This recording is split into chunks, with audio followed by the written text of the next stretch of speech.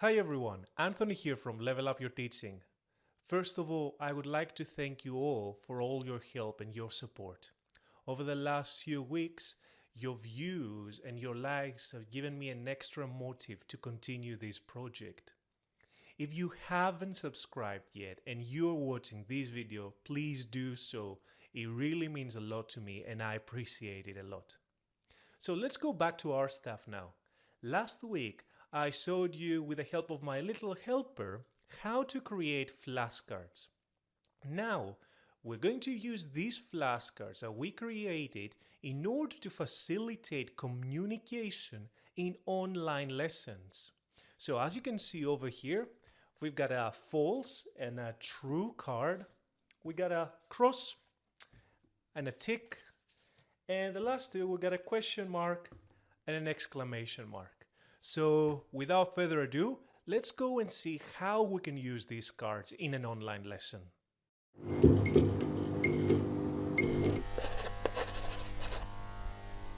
First, we need to establish that online synchronous communication can be quite tricky. And for this reason, I'd like to share with you some of my experience and the problems that I faced. First of all, depending on your student's personality, you might have some students who will never try to take the floor, and some other ones who will interrupt each other more frequently than they do in a normal face-to-face lesson. Now, there are quite a few reasons why this is happening. First of all, your students might run into internet connection problems, which means that they will talk over each other even though they don't mean to because of the sound delay. Secondly, you might have students who are quite shy, which means that they don't want to talk because their video would be on the spotlight. Finally, you might have students like I do, who because of cultural differences they don't use a webcam, which means that because the visual cues are not there, communication and interaction is a bit more challenging.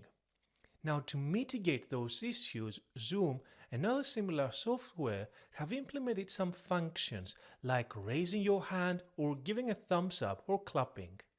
And they can be quite useful, but I find them a bit distracting.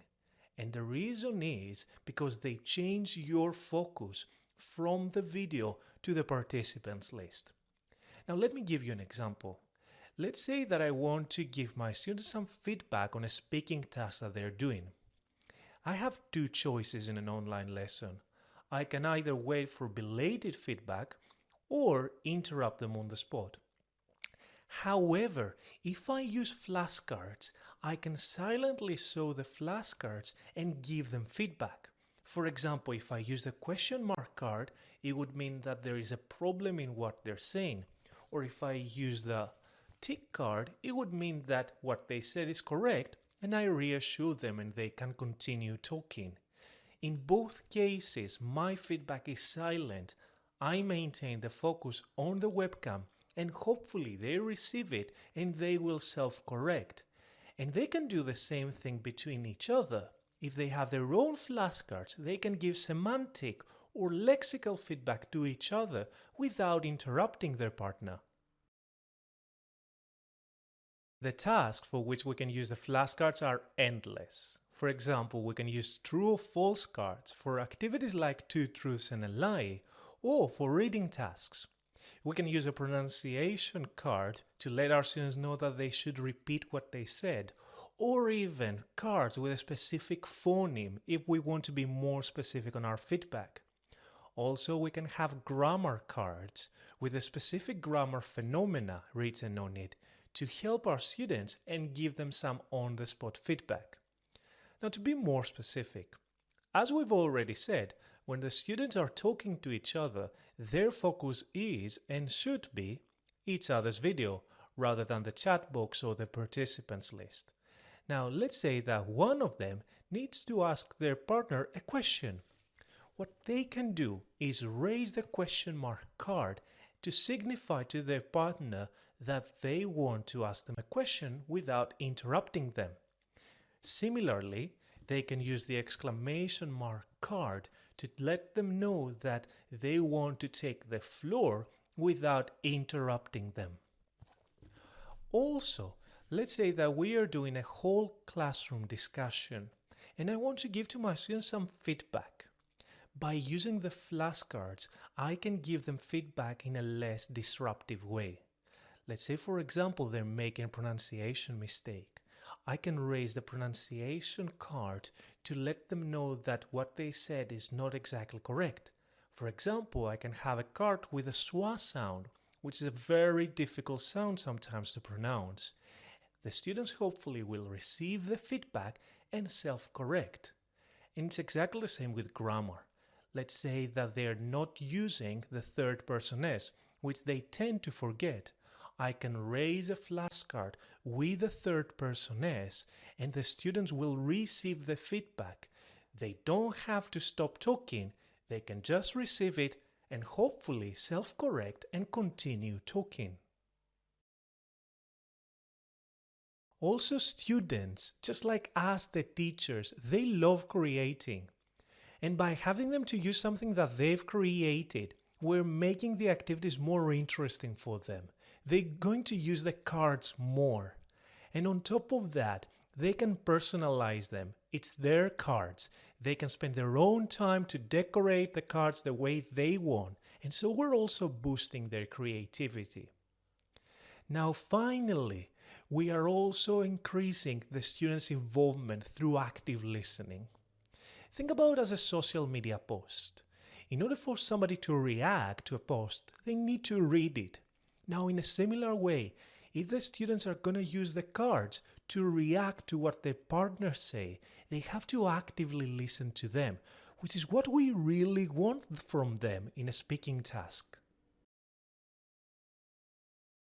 The main problem, of course, is overusing them. If your students like them too much, they might go over the top. And this will lead into frustration, because nobody wants to be interrupted every 2 seconds. Now, it is at this point during our lesson that we need to teach our students about turn-taking. And turn-taking is such an important skill in our daily life. We use it a lot to show that we respect the person we are talking to. Now, to do this, I get them into an argumentative mood. By doing a group discussion, a pyramid discussion, through trial and error, they realize that respecting each other's turn is very important. And by using the flashcards, we can show them the first step into respecting each other's turn, because through the flashcards, they can signify their intentions. Now, another problem, of course, is that your students might get bored of them because they use them a lot. Now, I suggest you that you use them in very specific activities once every lesson. Let's say you have just one activity in every lesson. Turn the flashcards into a routine, because students generally respond well to routines. And if there is a reason why they're using them, and this reason helps them learn, they will use them more happily. Finally, one thing that I would like to share with you is about why I created these flashcards. As I've already told you, the main reason was to facilitate communication and help my students. But there was another reason. It was to help me. I found that online lessons were exhausting and I needed something to motivate myself. So the flashcards actually helped me a bit. I was there using those flashcards, pulling faces while I was using them, and I could see my students reacting with a smile too. And I could be my usual goofy self, so it really helped me. And I do hope that if you use them, they will help you too. So again, thanks for tuning in.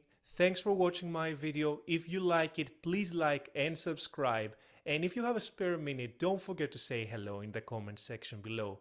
Thanks again, and I'll see you in the next one.